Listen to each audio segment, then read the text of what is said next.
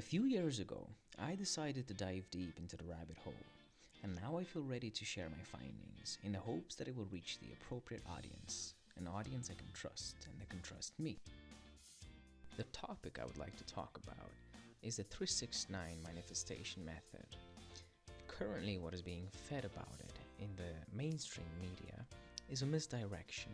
I've been keeping an eye on it since the beginning, and honestly, it disappointed me to the stage where I had to create a set of videos explaining how to properly, correctly, and truthfully use this method. What you're being told is making it out to seem quite simple, when in fact, it's more complicated than you think. The topic I discuss is certainly not for everyone. The manifestation method which I describe is, unfortunately, only applicable to the types of individuals who have the ability to visualize using their mind's eye. There are those with the condition called aphantasia, in which some people are unable to visualize mental images. If you fall into the category of aphantasia, I hope that this does not discourage you from looking into manifestation, for I believe that the fact there are different types of people with different types of conditions, so too there are different types of methods for each unique individual. And so too, my findings can only appeal to a certain audience, an audience that has that same ability to visualize. Aphantasia is not very common, and it is believed that only about 1 to 3% of people have aphantasia. However, there are also some neurologists who believe that approximately 1 in 50 people, or 2 to 5% of the population, are non-visual imagers. I feel conflicted because only such a small number of us have aphantasia, which makes me feel sad that not everyone can use visual imagination, for they miss out on the richness that imagination has to offer. On the other hand, I feel happy that only a small percentage of us are deprived of this gift, and the method I share won't elude a large chunk of dreamers out there. The instructions for the 369 manifestation method, which is encircling the internet right now, are as follows. Step 1. Decide your manifestation. Step 2. Journal 3 times in the morning. Step 3. Journal 6 times at midday. Step 4. Write your desire 9 times before bed, and repeat daily for 33 days. I'd like to make something clear. Nikola Tesla did not come up with the 369 manifestation method like a majority of individuals claim in their videos. First of all, it's not mentioned anywhere in historical documents that Tesla invented this method. Nikola writes some interesting passages in a book titled My Inventions, which is a collection of pieces he wrote over the years in magazines at the time. These passages do dive into the explanation of how he used his imagination to create his inventions. Not even he mentions the 369 method. Second, do you really believe that the man who lit up the world, one of our species' most greatest minds, sat down every morning, afternoon, and evening writing down his goals instead of working his ass off to achieve them? Third, Tesla barely slept. He always worked. Always. I suggest you read the book My Inventions, the autobiography of Nikola Tesla, so you can see for yourself how ridiculous it is to claim he used the 369 method in the manner that is currently being taught in the mainstream. Finally, let's say I am wrong and he did invent this method and used it daily. I doubt very much that his affirmations were, I am left uncredited for my services to the world. I die broke, alone, and in love with a pigeon. The following content contains extractions of my own personal experience and journey. Please do not, during or after watching this, run off and attempt to go through the same experiences as I have. Firstly, majority of my experimentations and experiences are regarded as illegal in the eyes of our shared physical reality by the laws which govern our societies. Rightly so, as not everyone reacts and responds to mind-altering substances in the same manner, as a majority of individuals ingest these substances mindlessly and carelessly. Experiences can be and are either negative or positive depending on your state of mind, and I recommend you do not practice the same methods as I have. I do not condone the use of illegal substances in areas of the world where these substances are deemed illegal.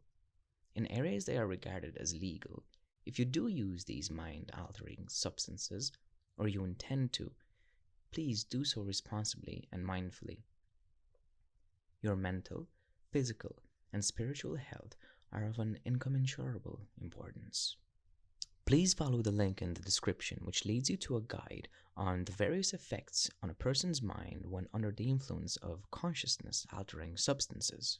In this video, I discuss a term commonly known as ego death. Ego death is a complete loss of subjective self-identity.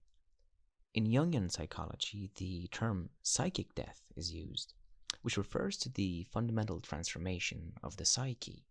In death and rebirth mythology, ego death is a phase of self-surrender and transition. In regards to psychedelic experiences, the term is used synonymously with ego loss to refer to temporary loss of self due to the use of psychedelics. The term is also used to describe the first phase of an LSD trip, during which a complete transcendence of the self occurs. It is a permanent loss of attachment to a separate sense of self and self-centeredness as understood by Eastern religions and New Age spirituality. In the following 4 chapters, I go through the explanations of some prerequisites which one should gain an understanding of before deciding to start manifesting using the 369 manifestation method as I describe it. This method is lengthy. However, the length is subject to the size of your desired reality, your dream. These videos are designed to help you understand how to decide what you want to manifest, help you to understand what it is required of you in order to successfully start manifesting, help you gain a deeper understanding of you must act like you already have it, help you gain a deeper understanding of you must imagine the feeling of what it would feel like to have it, help you gain a deeper understanding of energy, frequency, and vibration, help you gain a deeper understanding of raising your vibrational frequency, help you gain a deeper understanding of you are a magnet, teach you how to use visualization to manifest, teach you how to use 369 manifestation method. Throughout the video, you will be exposed to a diverse collection of visuals. To avoid overstimulation for your mind and third eye, I have placed footage of burning fire during different segments, so you can have a moment to digest the information and relax as you do so. Before I help you understand how to manifest using 369, I need to help you understand how important patterns are and how it is I came to this understanding. I have been experimenting on my own consciousness with the help of LSD, meditation, lucid dreaming, astral projection, and the gateway experience. Some of you might be familiar with the gateway process. It has popped up a lot on TikTok and YouTube, and honestly, that's how I stumbled upon it over a year and a half ago. It has played the main part in my spiritual journey. Over 2.5 years ago is when I started experimenting with LSD. Each time I took it, I raised the dosage. My goal was to experience ego death. Exploring my mind, body, and soul became a hobby. I was introduced to spirituality 3.5 years ago by my girlfriend at the time, and not the new age stuff. This helped me reconnect with lucid dreaming and astral projection. Since childhood, I have had daily dream recall, and 3.5 years ago, I was under the impression that everybody remembered their dreams every day. This gift of daily recall gave me an advantage over 95% of the world's dreamers. It allowed me to explore my own consciousness with great ease. Now, whether I saw it as easy at the time is a topic for another video. When I discovered the Gateway experience, I also discovered Robert A. Monroe and the Monroe Institute, the creators of Gateway. Bob's work changed my life. It changed my perspective about the internal and external worlds. Months of studying his work and reading his books gave me an idea. What if I used the gateway tapes whilst on acid? That is exactly what I started doing. I started having gateway slash LSD ceremonies, and the last ceremony that I had changed everything for me. Now, I say ceremony because I carry out a whole ritual before actually taking the LSD and listening to the tapes. In my opinion, it is a serious psychedelic, so I treat it with the respect that it deserves. These pre ceremony rituals consist of 12 days detoxing from things like internet and social media, meat, processed foods, tap water. I would meditate daily. I would wake up and go to sleep at the same time for each of the 12 days. On the 13th day, I'm up and I take the LSD. Then I start listening to the gateway tapes. This last ceremony made me aware of my day to day routine. It inspired me to change my lifestyle, and most importantly, it showed me why I must do this. The tapes played a great part in this ceremony. It made me understand that in order to live in the reality I desire, I must change my day to day routine. It helped me understand that my day to day routine or my patterns are preventing, or should I say, are resulting in the current reality, which is not what I want for myself. This ceremony showed me that my daily patterns are manifesting my current reality. I must point out that the Monroe Institute refers to manifesting as patterning. One of my goals was to have a healthy mind, body, and soul. However, this last ceremony also made me aware that on top of having a healthy body, mind, and soul, I must have a healthy environment in order to complete my patterning process. That one was new, a healthy environment. It started to make sense the more I thought about it. By environment, I mean the energies I am surrounded by on a daily basis. By energies, I mean people and their own emotions, their own habits and patterns. Emotions are energies in motion, after all. The manner in which I allowed these energies to rub off on me on a day to day basis was unhealthy for me. In other words, I allowed too much exposure and influence by my friends and their own unhealthy habits. This made me think of Dan Penna when he said, "Show me your friends, and I will show you your future." It turns out that my current circle and I do not resonate or vibe on the topics I am passionate about. Now, nothing against my friends. It's just that partying, drinking, smoking, bickering, competing, constantly triggering each other aren't behaviors which benefit my manifestations. They're certainly not constructive patterns, in my opinion. They aren't getting me any closer to my desired reality. Here are two examples which helped to open my eyes to how my mental and physical bodies were being affected by these external energies. During the start of my last ceremony, my friend and housemate was being very disruptive. Knowing I've been preparing for this, knowing I require peace and quiet, my tripping mind had one solution: kill him in order to get silence. After all, he's disrespecting my wishes knowingly. Of course, I did not murder my friend. This is why I do a 12-day detox. It helps me understand and observe my thoughts under the influence of LSD. Observing this thought instead of acting on it gave me an insight into how my friend's energy is contaminating my mind by evoking such horrible thoughts, because he didn't respect my wish for peace and quiet. A little while later, I puked out the fruit salad which I made from store-bought foods, a silly mistake on my behalf, because normally I would buy organic foods before a ceremony. This made me become aware of the unhealthy parasites I was consuming on a daily basis.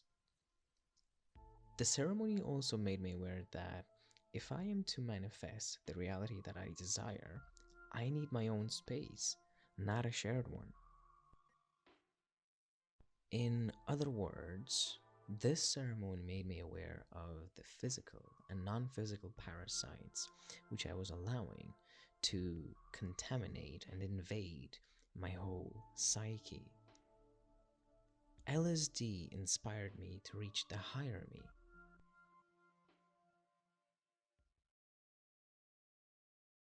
My reasons for taking LSD in the past were so I could experience this feeling of ego death and to access altered states of consciousness, which I did. And then I experienced altered states of consciousness by using the gateway tapes. Pure curiosity was my motivation for taking LSD and listening to the tapes. It was that same curiosity which helped create the idea of combining LSD with the tapes. The experiments I carried out in my own consciousness with the help of LSD were never for the buzz or for fun. I am, for the most part of my life, quite an open minded individual. However, when it comes to LSD and other psychedelics, I do not agree with using them for partying reasons or any other reason that is not subject to self exploration. I perceive LSD as an extremely complex gateway out of the subjective and objective matrix. It is not a toy to be tossed around at festivals or parties, in my opinion. I also do not agree with those who use psychedelics as an escape from their current reality. LSD is not something to fuck around with for fun, so don't fuck around with it unless you feel ready to shed away all that you think you are.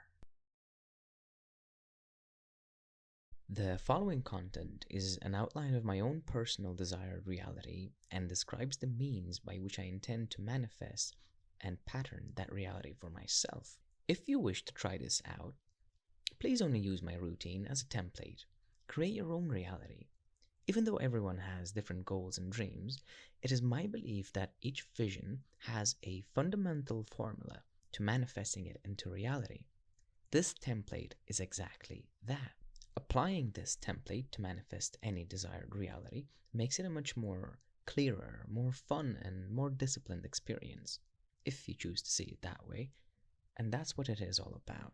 Enjoying the experience before making your vision manifest, so you can appreciate the enjoyment of your progress, rather than look back and dwell on, I should have enjoyed the process more. With understanding that my day to day patterns manifest my reality, before I could start manifesting, I had to look at and decide what it is I actually wanted to manifest in my life. So I made a list of everything I wanted. Create social media accounts so that I could share my findings with a larger audience.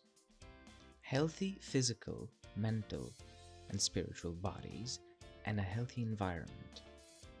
A perfect, harmonious, and healthy balance with the universe. Raise the frequency of my lucid dreaming and astral projections. Make a short film and turn it into a full feature by starting a Kickstarter campaign to raise funds for it. That's the first part of my 3-part manifestation plan. I'll share those at another time and I'll explain why. I have a much bigger vision. However, there are things I must first manifest before moving on to the second part of my vision, and then I must manifest the second part before focusing on the third. Once I had a clear idea and my list of what I wanted to manifest, I had to figure out how to actually achieve these manifestations. I knew that in order to commit to a pattern, I had to also understand the inner workings of the tools, the skills, and knowledge that comes with each manifestation. I had to be open, and most of all, willing to learning new things, to educating myself. Here is what I mean. In order to manifest a healthy physical body, I needed to educate myself on nutrition, dieting, exercising. I then needed to be willing to dedicate myself to a workout routine, to a certain amount of daily calorie intake while still eating healthy, and then fit it into the new schedule. In order to manifest a healthy mental body, I needed to educate myself on the types of meditation to practice. I needed to understand the relationship between emotions and thoughts. I needed to familiarize myself with my own mind and learn what thoughts enter it and why, and how I could control what enters my mind. I do go into this a bit deeper in the mind mapping meditation video. In order to have a healthy spiritual body, I needed to engage in activities which did not trigger my unhealthy ego. I had to be very picky about who I hung out with, and as Rhys Jones said, don't underestimate the power of being picky about who you associate with. This falls in with keeping a healthy environment. I needed to start hanging out with those friends who shared my passion for topics like art, consciousness, how to change the world, profound ideas. A healthy soul does not discuss other people or gossip, so I had to readjust how and who I spoke to. To be in balance with the universe, I had to learn to trust the process, to let go of that which I am afraid to lose and which no longer served me. Because when I asked the universe for what I wanted, I had to expect that it would shift and move things around. It would take from me and it would give to me. And I had to trust that all of that would happen so I could step into my desired reality. In order to have my short film made into a full feature, I needed to learn how to write scripts. I then needed to shoot the short film. Then I needed to create a Kickstarter campaign. In order to build an online platform where I could share my findings, I had to learn about TikTok algorithm, Instagram and Facebook. I had to learn how to create Whiteboard videos and ask similar channels to help promote my pages. I also had to learn how to advertise and grow pages on each of these social media mediums. Another important thing I would like for you to understand is that not everyone will be happy for you and your new pattern, especially when they start seeing your results. These people's energies can and will interfere with your own energy and manifestation strength, especially if they send you negative vibrations consciously. Unfortunately, we live in a mean, jealous, and envious world. So, with this awareness in mind, I manifested protection in order to guard myself from negative vibes and energies. The way I protected myself, my energy, and manifestations is by meditating on a mantra twice a day. By negative vibrations, I mean things like hate, jealousy, envy, downfall, bad luck, anything that would meddle with your progress. Anyone who knows me, for example, has been made aware of the consequences if they were to meddle with my work. I'd hate for them to find out who protects me in the spirit world. Personally, I think it is more constructive to turn these negative vibrations into positive ones and use them on yourself. You'll never be judged by anyone who does more than you, so do more. It took me a good 4 years to reach this understanding of how manifestation works and what is required of an individual to manifest. The thing is, I am only getting started. It could take another 1 to 2 years to manifest the first part of my desired reality, or maybe less. Once the first part has manifested, it could take another year or two for the second part to manifest, or maybe less. I don't know. The point I want you to understand is that you should not invest your focus into when. Not that you cannot. Personally, I prefer to go with the flow. If you remember, I said that I want to manifest perfect, harmonious, and healthy balance with the universe. And the way to do that is by trusting the flow of things. The Monroe Institute emphasizes or highlights this in the tape manual quite perfectly. In the manual about the part in patterning, they say, it is always a good idea to qualify your pattern, asking that it work only for the good of your total self. This exercise is designed for a 1-month patterning cycle. However, you can override the time, requesting that patterns be fulfilled in other cycles, a week, a year, by your next birthday. Or you can simply release the pattern to be fulfilled in its own time. You need to understand that it won't happen overnight or a few days or weeks. You need to be okay with that fact, as am I. Now, it does depend on how big your manifestation is. You need to know that it will manifest if you stick to your pattern. focus on it, and be on top of the actions required to be taken. You see, I know I'll get there. You must know this too. If anyone tries to stop me, unfortunately for them, they'll find out who protects me in the spirit world. I know my intentions are pure and governed by wellness. Yours must be too. So the awareness of that and my protection allows me to carry myself forward with unbreakable confidence. You should too. The following content is an extraction of my own personal pattern or manifestation plan, which I constructed with the purpose to dedicate myself to follow this same routine every day, no exceptions. Our tomorrow is governed by repeating yesterday's activities today. Change yesterday's unhealthy routine and experience tomorrow's healthy outcome today. If you have decided to give this a go, only use my methods as a template with subject to change, unless you wish to manifest the exact same vision as myself, but come on, the universe finds originality very sexy. Once I had a clear understanding of what it is I wanted to manifest and what was required of me, I could create my new day-to-day pattern. I had the tools, and I needed to fit them all into my routine accordingly. Here's my day-to-day pattern. I am up at 4:30. I have a cold shower. I practice my dream recall meditation. I practice my calmness meditation.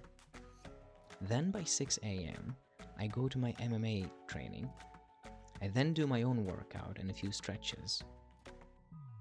When I get home at 9, I practice my focus meditation, my patterning meditation, my chakras meditation, and I listen to a gateway tape. Then I have my breakfast. After 12, I practice visual manifestation. I do some creative work. I have my dinner and I go for a walk.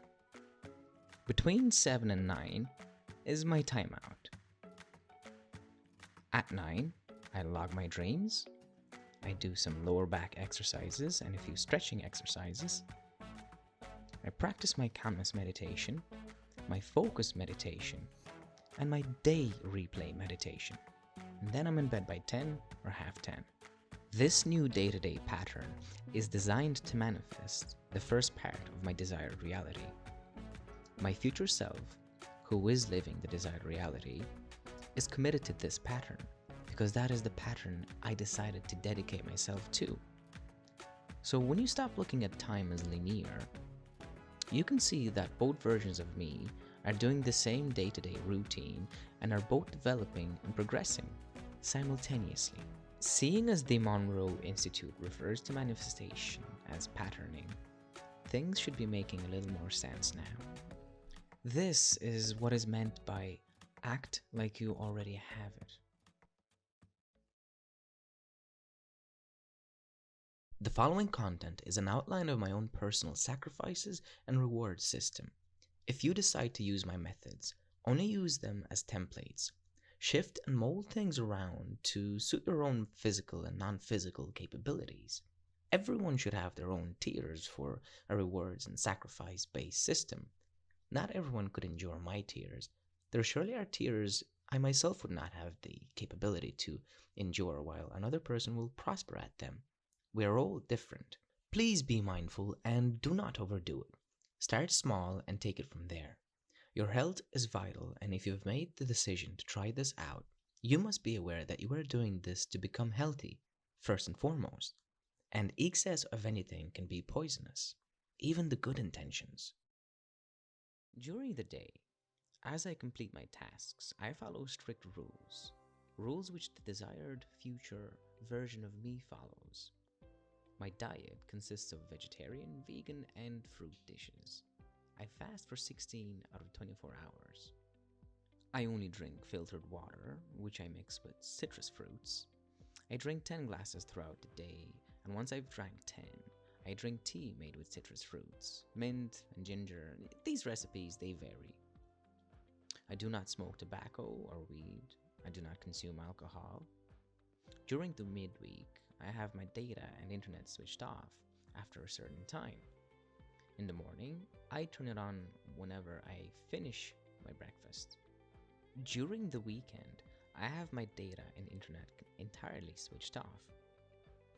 I reward myself on a weekly, a 2 weekly, and a monthly basis. I allow myself only 5 compromises a week, and each month I take away a compromise. So in 6 months' time, I will have no compromises. I journal daily. As an overthinker and aspiring storyteller, I find journaling very useful. I need to stress something out, in case you assumed that I started this new pattern right off the bat. I did not. Currently, I am about 20% away from being 100% on point with my new pattern. I had to implement a small incremental progress mentality and approach to this new pattern.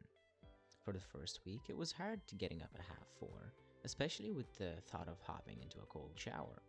So I said to myself that each morning I'll wake up 30 minutes earlier than the previous one. I started with 9, half 8, and then 8, half 7, 7, half 6, 6, half 5, 5, and finally half 4. It took me 10 days to reach the desired wake up time, and I found it so much easier to slowly build up to the desired wake up pattern, and once I could commit to it fully, I then started implementing the 2190 rule. It will take everyone different lengths of time to fully adapt to their new pattern.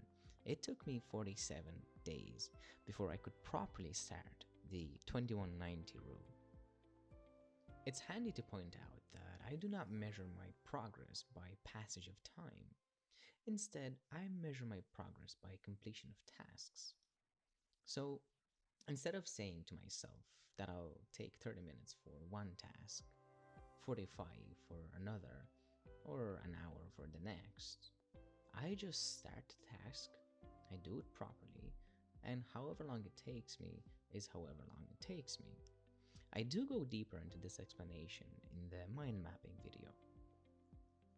During those 47 days, I did fall victim to compromises, and that will happen. And this is why I allow myself only 5 compromises a week, so I can incrementally make my way to no compromises. For example, if I can't go on my walk due to heavy rain, sometimes your reasons will be justified, sometimes they won't. It's up to you to be the judge and jury of that one. So for example, I compromised by eating meat when I visited my family because they're carnivores and their town does not have a market or place with organic foods. To me, that is justified. If I were to eat meat because one bite won't hurt, that's unjustified.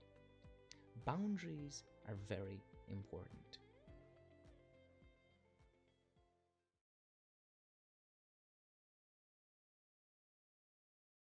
Throughout the video, you will be exposed to a diverse collection of visuals.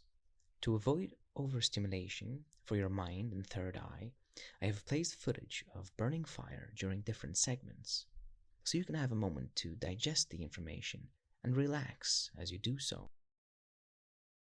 Finally, you've made it to the good part. I'm just as excited to talk about it as you are to learn. Hold that excitement just a little while longer. Just know the explanation is in this episode and it's coming. Just go with the flow. Patience is also very important. Along my journey, I read a lot of texts and books, and the most interesting ones to me were the Emerald Tablets of Thoth. I do not trouble myself debating whether they were truly written by Thoth or not. All I know is I read them multiple times, and each time I learned something new. It is thanks to these that I understood what my hero, Nikola Tesla, meant by, if only you knew the significance of 3, 6, and 9, you would have the key to the universe. In these texts, Thoth speaks of 7 specific numbers, 3 to 9, and later he reveals these to be the chakra systems. He shares with the reader their Atlantean pronunciations and explains the purpose of each. Thoth leaves out 1 and 2. That is because 1 is a point and 2 is a line, so they can't be depicted in 2D reality. By meditating on the numbers, which represent the 7 chakras, it is an immense powerful technique. It opens the door to the kingdom of light. The physical universe, which is matter, is 3, 4, and 5. They're building blocks. You've got your regular triangle, square, and pentagon. The non-physical universe, which is the mind, is 7, 8, and 9. They're building blocks. You've got your heptagon, octagon, nonagon. 6, which is the heart, can be regarded as the center of both the invisible and visible universes, the hexagon. Thought's purpose of meditation is to conquer ignorance, along with duality, arrogance, jealousy, and darkness. Reason and wisdom provide the way out of this illusion. Feelings and emotions are the lowest quality of humans, the 3 lower chakras, since they develop first. Pure reason and intuition are the highest qualities, the top 3 chakras. The essence of divinity is to balance the 2 qualities equally in the heart center at all times and not to prefer one over the other. By practicing inner reflection, introspection, and understanding the driver of your feelings and emotions is how you can gain unconsciousness. This is achieved through meditation.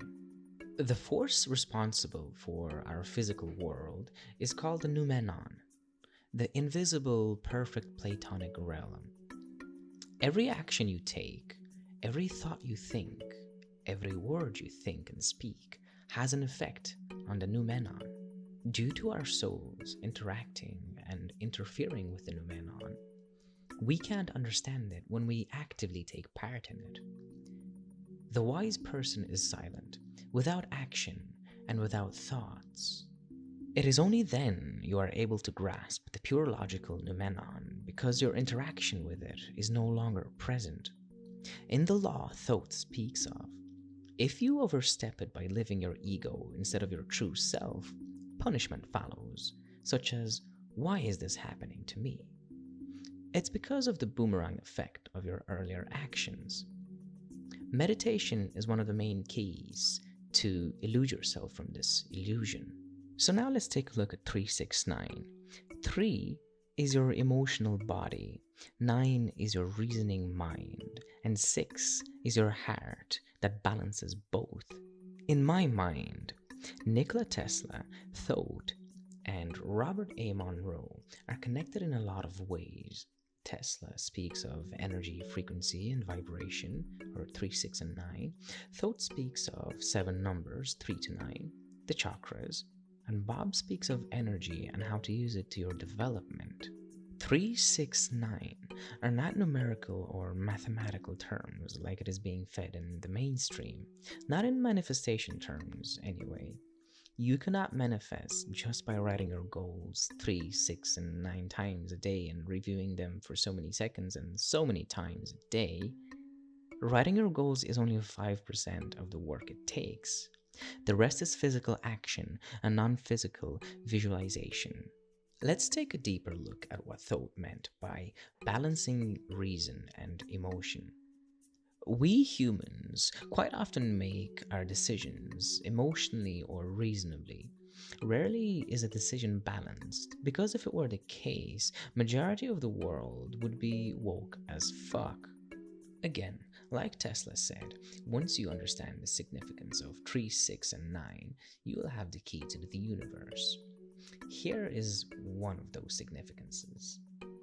When faced with a decision, consider your decisiveness by balancing your emotional body and your reasoning mind, and use your heart to make a balanced decision, a decision in harmony with your higher self, a decision in harmony with the universe.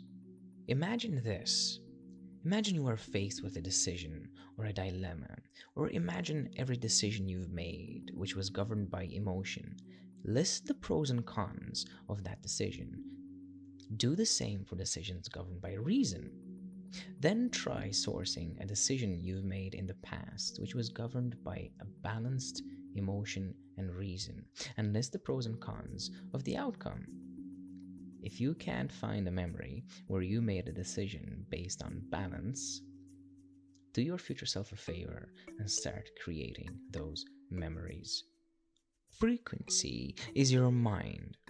Vibrations are your emotions, and energy is your heart. As Bob's research, which was confirmed and deeply researched by the CIA, our hearts emit a magnetic field. That's where our energy is stored and distributed all around the body, which allows us to interact with other energies and energy systems. Thoth, Tesla, and Monroe all talk about meditation. Tesla mentioned that he is aware of a source from where he gets his knowledge from. However, he did not know where it was, but he did know that it was. The source he is on about is the Akashic Records, and the only way to tap into them is by meditation and achieving altered states of consciousness or astral projection, like Bob Monroe teaches.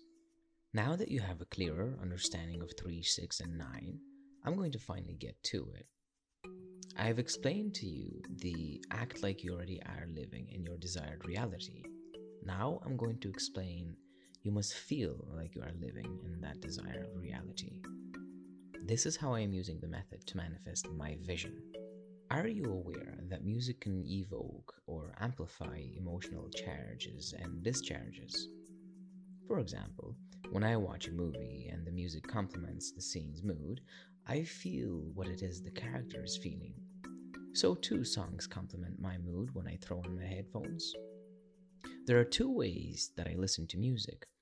A, to amplify my emotional state or my mood at the time, or B, to create a mood or an emotional state. Emotions and feelings are vital keys to manifesting, and using music can boost your manifesting power. Think of it this way.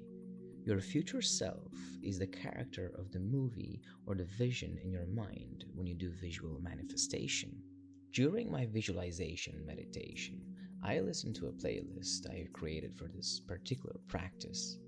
I use songs which induce and evoke strong emotional charges and discharges, which are related to the desired reality. Let me explain with an example. When a particular song starts to play, I visualize myself working out in the future where my desired reality has already manifested. In this imagined visual daydream, I already have my aesthetic, ripped body, but I still work out in the future because remember, I committed to a pattern that the present me and the future me follow on a day-to-day basis. In the non-physical reality, which I am visualizing while listening to music, the one I am manifesting, my physical body is flexible, and this is due to the stretches that I do. It's aesthetic, and this is due to the workouts. My lower back subluxations are healed, and this is due to chiro exercises. I have a very high stamina or endurance, and this is due to my MMA training. As the playlist plays on, I imagine myself doing all of the tasks that I would in the future. Automatically, I feel good when I envision my healthy body. However, I did not evoke that feeling right off the bat. It is important to note that I visualize in first person mainly. Sometimes I do visualize in third person perspective or the observer perspective. However, I much prefer the first person, so that my third eye or pineal gland is convinced that whatever I am imagining, it is happening to me. Now, because the emotions my present self is experiencing matches the ones my future self is experiencing in this daydream, we are both on the same vibration. Both realities, the physical, my current one, and non-physical, the one I'm imagining, are on the same vibrational frequency. I will explain vibrational frequency in just a moment. You see, the pineal gland, or the third eye, does not know the difference between reality and virtuality. So I recommend you read How to Change Your Life in 7 Days by Paul McKenna to gain a clearer understanding of the advantage of visualizing in first person. Here is a little bonus for you. In the future, when I will be meditating, I must think back on times when I was doing my visual manifestation so that I am acknowledging my past self. By acknowledging my past self, I am creating an open line of communication and synchronicity across time space between both selves. When future self acknowledges past self, when I'm already in the future, I'm locking in that synchronicity, that synchronization. So basically, I visualize myself doing my day to day pattern in the future where my desired reality has manifested. And I use music to boost my emotional discharge so it intensifies the vivacity of my visualization. And the stronger the emotional experience caused by the music and visualization, the higher the possibility of you aligning with the desired reality. You see, the universe will align and place events and people on your path that give off the same emotional energy, and visualizing helps the universe to understand better what type of energy or vibes to send on your path. This is what is meant by you are a magnet. You attract what you are. When I carry out the physical action of my day to day routine in the present, things like working out, I observe my emotions and my feelings which I am naturally experiencing during my workout. I try to memorize the emotions and feelings which I experience when I visualize myself working out in the future, where I have my nice body, a body that makes me feel good about myself. And then I try to match my emotions and feelings which I'm experiencing in physical reality to my emotions and feelings which I'm experiencing in the non physical reality, the one I'm visualizing and manifesting. This is what Thoth means when he says that we must balance our top three chakras, the non physical reality, and our bottom three chakras, our physical reality. So, working out in the present and visualizing myself working out in the future, this way I am balancing both realities as I am doing the exact same thing in each one. This is how I match my present vibrations with my future vibrations. This is what is meant by the phrase match the vibrational frequency of the reality you want to manifest. My frequency is how often I practice this technique as a whole, how often I work out, and how often I visualize my future self working out. This is how I raise my vibrational frequency. You need to understand that there is a difference between vibrational frequency, sound frequency, and brainwave frequency. A vibrational frequency is how often you experience sadness or happiness, how often you experience a certain emotion or a feeling, how frequently you vibe with a certain emotion or feeling. No matter what anybody says, emotions are physical. You feel them in your stomach, in your heart. Tesla also said, if you want the keys to the universe, think in terms of energy, frequency, and vibration. Your three bottom chakras are vibration, they're your vibe, your emotions. Your top three chakras are your frequency, your brainwave frequencies. And your heart is the energy balancing the two. If you were to journal every single emotion and feeling that you experience within a week as you go about your day, noting down the emotion and feeling, how intense they were, how long they lasted, and then draw up a chart or a graph of your data, you could easily identify your vibrational frequency. During one of my meditations, I was struck with an epiphany about how to raise my vibrational frequency to that of love or any other emotion that I could choose from. Imagine or think of two people. Person A you hate utterly, or you just particularly do not get along with them.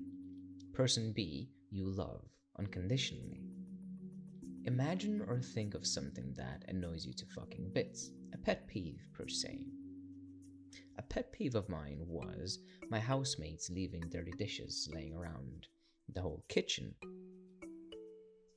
If the person you utterly hate or don't get along with triggered a pet peeve of yours, how would you react? You see, in the past, I would lose my shit and cause an argument between us. At times, I would say nothing aloud but create an imaginative argument in my mind. This type of disagreement would occur on a frequent basis, and I would be in my own head about it for a good few minutes, feeling angry and etc. It turned out that out of 168 hours in 1 week, I would vibrate with negative emotions a total of 4 hours, and that's just in the waking life.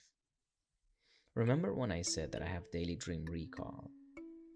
If you've read the Tibetan Yoga of Dream and Sleep, you understand that the emotions we evoke during the day quite often manifest in our dreams. So, even in my sleep, in my dreams, I was frequently vibrating with negative emotions. So, in a week, I would vibrate negatively, give or take, for 7 hours. That's 28 hours in a month, 336 hours in a year. That's 336 hours I could have vibrated with another more positive emotion like love. Think of the person you love and imagine they did the things that triggered you. How would you respond? With thoughts, emotions, and words of kindness and love, right? So here's the hack. From now on, when someone you don't particularly get along with triggers you in whatever way, imagine that the person triggering you is the person that you love, and think of how you would respond if they were the ones triggering you. I know it's hard to even imagine. However, start little by little, small incremental progress. If the person you thought of when I suggested that you think of someone you love was yourself, then that's amazing. Go you. If you find it hard to respond with love when someone you do argue with a lot triggers you, imagine in that triggering moment that they are you. You wouldn't react negatively towards yourself, or you wouldn't want anyone to react negatively to you. So why do it to someone else? Self-love is automatic universal love if practiced in this manner, frequently. You can choose how to respond, always. Like Thoth said, discourse with the ignorant as well as the wise, meaning that you should talk to everyone in the same voice. So let it be a voice of love and understanding. This is emotional wisdom. Now, to finish this point off with another Thoth quote, "If thou be great among men, be honored for knowledge and gentleness." Now that I have shared with you my understanding of vibrational frequency, let's continue with the manifestation explanation. So that's how I use the 369 to manifest and to raise my vibrational frequency. Conscious focus and physical action. This is how I balance my physical reality, 3, with my non-physical reality, 9, using my heart, 6. To successfully manifest the reality you desire, you need to understand that small incremental progress is vital, both physically and non-physically, for your development. You might have heard of the phrase, "You must assume what it would feel like to have what it is you want." And yes, this is a key, in a way. Remember I said that I didn't evoke right off the bat that feeling of how my future body makes me feel. So let me explain non-physical small incremental progress to you. You might have heard the phrase, "fake it until you make it." However, faking the feeling of instantly gaining $1,000,000, for example, is quite hard because, well, you probably haven't instantly received $1,000,000. However, what you could do is imagine or remember the feeling of what it was like to find $10 on the ground, or whichever currency applies to you, because the chances are you found that sum on the ground or elsewhere at some point in your life. You need to start small by flexing your manifestation ability. It's like flexing a bicep. You need to keep working on it until it reaches a certain size. Here is the Monroe's Institute guidance or explanation of manifestation or patterning. For starters, it might be a good idea to pattern smaller, reasonable requests. For example, if you pattern the first time for 10 million bucks, at least part of you is likely to doubt that it will really work. If you start by patterning for 50 or 100 bucks and prove to yourself it works, then other, perhaps bigger, patterns are going to come more easily. You see, that is very clear, but I like to explain further with an example extracted from the experience of a very dear friend of mine. At the time, my friend was working as a waitress, and I thought it was the perfect setting for her to flex that manifestation ability. She's living in America, and it's well known that Americans are required to tip at restaurants. So I instructed my friend to focus on manifesting 50 bucks above her average daily earnings. So considering she was constantly exposed to the feeling of receiving cash, it was easier for her to remember and evoke that feeling during her visualization manifestation meditation before work. For the first few days, it seemed to work for her. She was tipped way more than she usually was, and the following week she served a very large table of people who gave her 100 bucks each. The following week, she was offered a job by one of her regulars to do with photography, a job which would allow her to make more than her waiting job. So over a few weeks, she kept strengthening her money manifesting ability, and each time she could manifest higher and higher and higher amounts of cash. A note of warning. If you recall when I said that the universe will place events and people on your path whilst giving you what you've asked for, it will also send you a distraction or a test to see if you truly desire what you asked for. You will encounter opportunities which you must grasp, obstacles which you must turn into opportunities, and tests which you must pass. My friend spoke to me about wanting to get a new house to move into to save money. And 2 weeks into her manifestation training, an old man offered her to move in with him and she wouldn't have to pay rent. Now, she did feel quite odd about it. And when she told me, I informed her of the distraction or the test and the obstacles which the universe sends, and I told her to be mindful. Later, it turned out that the man was quite a bit of a creep, so she declined his offer. And that's when the regular offered her the job to do with photography. So the lesson here is to stay true to your manifestation and be patient. Do not accept offers which trigger your intuition. Needless to say, I'm glad we did not get to find out what would have happened had she taken the old man's offer. Right, back to our main point, small incremental progress and how I use it to manifest, also how you could use it. You might be asking yourself, how do I imagine the feeling of an aesthetic body if I have never had such a body? You see, for the first month, I couldn't imagine that feeling. All I did was visualize my throbbing pecs and glorious six-pack, and I'd feel nice, but not how I would actually feel. A month and a half of working out, I started noticing that my workouts were actually causing small changes to my body. So it did feel nice when I looked in the mirror. Aha! This little awareness of the changes to my physical body motivated me to work out harder and to keep going, because surely my body will only get nicer and nicer, so my feelings towards it would also get nicer and nicer. I was excited to work out because I was chasing the feeling that another month and a half of training would bring me. This excitement unlocked a much nicer feeling than just nice, so I could now evoke that nicer, better feeling when I visualized myself working out in the future. I was starting to match my vibrational frequency. I was raising it. Imagine yourself as a sprinter whose 200-meter run time is currently 45 seconds, and you wish to bring it down to 25. For the first week in your training, it might take you the current time to run that 200 meters, and that would be kind of demotivating, No? But you must persist.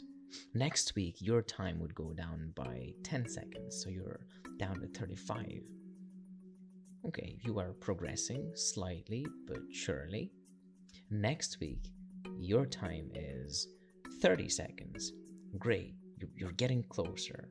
In your final week, you reach your 25-second goal. You'd feel great, right? It is that feeling of progress, the feeling of seeing results. It's the manifestation feeling that you are chasing. It's that manifestation ability that you are flexing. During your month of training, before each sprint, you've also visualized yourself achieving that desired time. And with the help of small results, with the knowing that the next result and the next feeling you will have is going to be greater than the prior one, is what helped you experience the feeling of achieving your desired time little by little.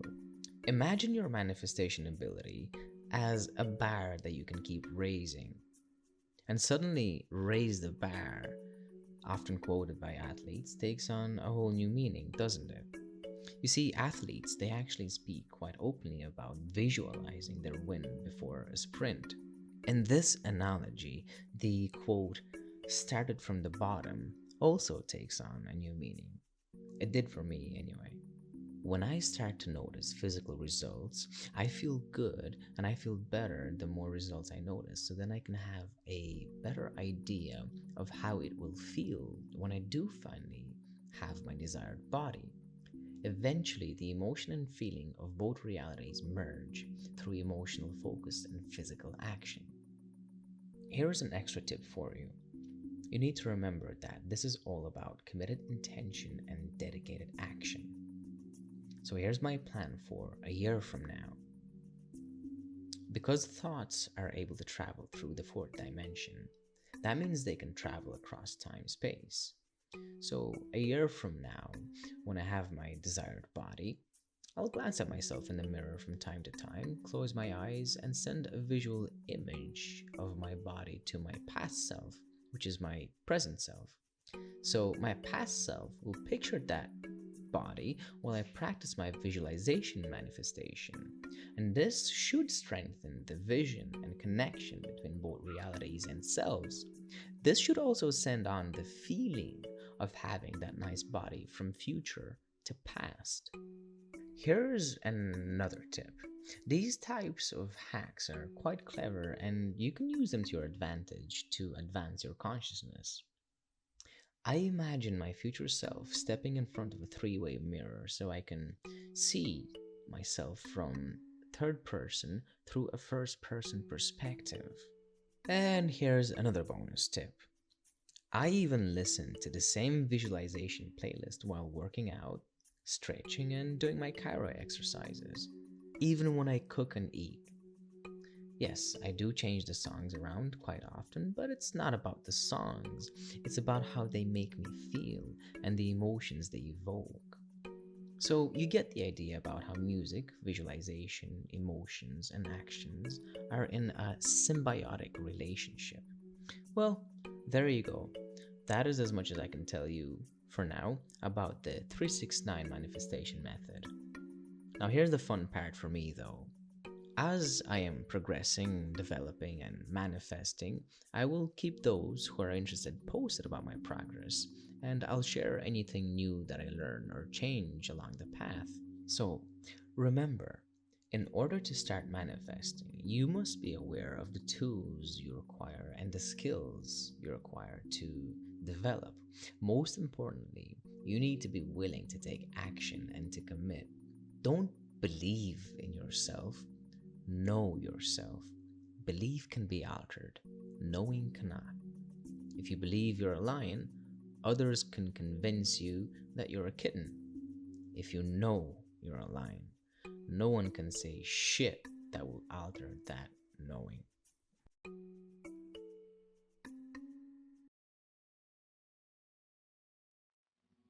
Before you decide that you want to start manifesting, I highly recommend that you gain control over your thoughts. This will result in you gaining control over your emotions. And this will result in you gaining control over your actions and words. This will result in gaining control over your day-to-day pattern. Gaining manual control over all of those aspects of yourself will make it so much easier to control the outcomes around you and within you. This will teach you discipline, and it'll teach you to put yourself first in a self-serving way. This will result in having to make sacrifices and little to no compromises, which will result in losing some people along the way, which will result in the universe connecting you with other like-minded people. I have always said this to people around me.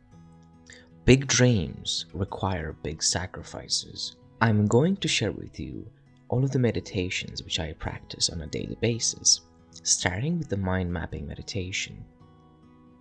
Before manifesting, I had to familiarize myself with my own mind. As an overthinker, it was a wild fucking ride. You see, like our bodies, our minds have a pattern. It's like an automatic core structure which, when identified, can make you laugh at how predictable you are, especially to other people who are observant and notice your patterns. Majority of us have our minds on autopilot. Mapping out our mind's pattern is going to help us take manual control. Manual control over your mind is vital to manifesting because thoughts are intricate in their nature. Before I continue, I would like to thank the Zero Moment for introducing me to this practice. I found his content very beneficial, and if you visit his page, I hope you reap the same benefits. It took me a good 7 days to completely identify and categorize all the thoughts which entered my mind in an uncontrollable, chaotic, and clustered pattern. The core structure of my thoughts was unorganized, messy, and utterly unhealthy. This in itself was still a pattern, just not a very constructive one. The Zero Moment instructs to execute mind mapping meditation by grabbing a notebook and a writing tool. Sit down, take 10 deep breaths, and wait for thoughts to come. Then write them down and repeat this for about 10 to 15 minutes, which is exactly how I did it for the first week. Once I had all of the thought categories identified, I was able to pick and choose which thoughts to entertain and which to dismiss. And this came in very handy during my day-to-day as it helped me be more mindful. At a certain point, I stopped timing my meditations and instead I started using breaths to mark how long I would meditate for. Now this evokes bodily sensations like vibrations all over my body, and those who practice breathwork will understand. If you have never done breathwork before, then I suggest you try this. During these vibrations, my goal is to focus on presence and positive thoughts. When they occur, I note them down. You see, my mind mapping meditation has turned into 2 different meditations. One I use for creative flow or problem solving, and the other I just use for a state of flow. I allow only a certain type of thoughts to come in to see what it is that I need in the moment. Here's a tip. Perceive your thoughts as if they're money. Invest your money into beneficial, constructive, positive, and helpful things. Invest your thoughts wisely. This is the reason I do these 2 meditations. I no longer entertain unhealthy, completely irrelevant thoughts. I only entertain positive, creative, constructive, problem-solving type of thoughts. If you decide to give this a try, I recommend that you start by timing your meditation for at least the first week or until you map out your own categories. You can start at 10 breaths and keep it at that. However, do raise your timer by 1 minute each day. Once you feel you have all of your categories identified, you can either keep your practice at 10 breaths and raise 1 minute daily, but don't exceed 30-minute mark. Too much of anything can make you sick. Or you can start measuring the duration of your meditation like I do, with breaths. Here's how I did it for the first 7 days. After sitting down, I would take my 10 deep breaths and I would wait for thoughts to come. Once they did, I acknowledged them, I identified them. Are they positive or negative, constructive, destructive? Regardless of their status, I would entertain them. I would then categorize them once my meditation was finished and build up on the categories. I entertained 3 thoughts at a time before writing them down. And then I just kept repeating this over and over again until the meditation was over. After I had all the categories down, the aim of my meditation was to focus on presence and only entertain positive thoughts. Here's a fun fact. It was actually thanks to the mind mapping meditation that I decided to create these videos. My mind just kept attracting thoughts that said, I need to find some kind of platform to share my knowledge and understandings with people. Thanks to this practice, I observed 2 states of mind mapping. A programmed state, this is where I decide pre-meditation which categories out of the positive ones I want to entertain and how many at a time. So for example, before meditation, I would sit down and I would tell myself, I'm going to entertain 5 self-development thoughts and 5 creative flow thoughts or 5 gratitude thoughts. The second state is flow state. This is where I just let thoughts come as they do, but only entertain the positive ones and see what my mind would attract. Have you ever heard the phrase, mend your mind like you would your garden in order to attract beautiful butterflies?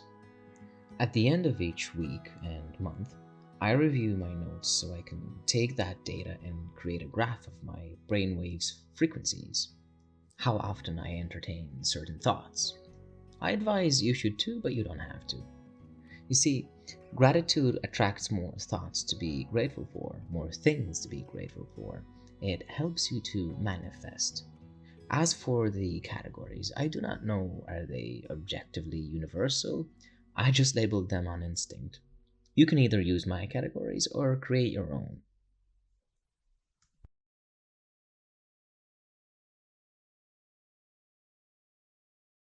This is another one of my meditations, and I call this the Calmness Meditation. I practice this so I can install a certain automatic state of mind. A state of mind that is calm, relaxed, in control, and confident. This practice is rather simple. What I do is, each time I recite my mantras, which is, I am calm, I am relaxed, I am in control, I am confident, I feel calm, I feel relaxed, I feel in control, I feel confident. Every day, in every respect, I'm getting better and better at exercising true control over advancing my consciousness. When I recite the 8 mantras, I touch my fingers with my thumb. So what I do is, when I say, I am calm, I touch my thumb and index finger together. When I say I am relaxed, I touch my thumb and middle finger together. When I say I am in control, I touch my thumb and ring finger together. When I say I am confident, I touch my pinky with my thumb. I do the same with the I feel calm, I feel relaxed, I feel in control, and I feel confident. The reason for this is I am teaching my body and my neurons to react in a certain way when I touch these fingers. So when I touch my index finger with my thumb, this sends an automatic signal to my brain that says, I am calm and I feel calm. So when I'm in a situation which evokes a certain state of opposite to calmness or anxiety, I simply touch my thumb and it induces a state of calmness because I've done this over and over and over again. The same applies to I am relaxed, I am in control, I am confident. If I ever need to feel relaxed, I simply touch my thumb and index finger together. If I feel I need to be in control, I just touch my thumb and ring finger together. And if I feel like I need to express confidence, then I touch my pinky and my thumb together. I got this idea from reading the book How to Change Your Life in 7 Days by Paul McKenna. Another meditation that I practice is called focus meditation, and I took this one from the Tibetan yoga of dream and sleep. This is to help focus my mind for lucid dreaming. Basically, I sit down, I place an object in front of my eyes at my eye level, and I stare at it. What I have is a letter A drawn on a piece of paper that I stare into, and to me, that symbolizes focus. I stare at it without blinking and without moving my eyes. I banish any thoughts. I simply focus on presence and the image in front of me. I do this for as long as I can. My eyes do water up. I keep them open. I do not blink. It is vital that I maintain focus. I cannot be distracted by any physical sensations or any non-physical sensations like thoughts. From my own subjective experience, the shapes, lights, and stars, etc., that you see once you keep your eyes open for long enough are exactly the same as the hypnagogic imageries when you keep your eyes closed at night. So ultimately, if you are familiar with the wild technique of lucid dreaming, this meditation trains your eyes to stand still so you can transition into the dream without losing consciousness. Another meditation which I practice is called DRM. DRM stands for Dream Replay Meditation and Day Replay Meditation, and this one was inspired by a person called Rhys Jones. Upon awakening, I simply review my dreams as an objective viewer, as if they were a movie. Except what I do is I stop at certain points of the dreams and I tell my dreaming self that this moment could have been a reality check, or this was quite obscure, so I should have questioned my reality. I simply guide my dream self through the dream, and I'm training that dreaming mind to be more observant of his surroundings. Ultimately, I'm simply notifying my dreaming self of any missed lucidity opportunities because, like Rhys says, view dreams and waking life as forms of conscious experience, neither more important than the other. And I couldn't agree more. The day replay meditation I do at the end of my day. I applied the exact same principle. I sit down and before bed I meditate and I think back on the day. I view it as a movie, and again I tell my awake self that I need to remain focused, or I motivate myself, or I tell myself to maintain presence. I do this over and over again to strengthen that awareness, that a sense of knowing. And this way, what I'm doing is I'm connecting my future self and my past selves so they have a clear line of communication. This is how I strengthen my intuition in the awake state and the asleep state. Thank you for watching. Hopefully you have found this information useful and think it valuable. If so, please consider donating a buck or two to my Revolut. You see, normally to gain this information, you'd have to sign up for an online course and pay a fee to a manifestation coach. And all that's cool and everything, each to their own. I simply do not have the space in my schedule to coach anyone personally on this stuff. Hence why I just put out the information in its entirety, as I understand it, for free. I much prefer giving you the option to donate something if you can. If you cannot, that's fine. At least share this video with a friend or two, just to spread the word. I intend to use the funds raised from donations to invest in creating short films and to afford a new place for myself. so I can change my environment from a shared one to a place for myself. This will help tick off one of my manifestation goals, and it'll give me the space to keep working on myself and my creative content. Thank you in advance, and happy manifesting or patterning.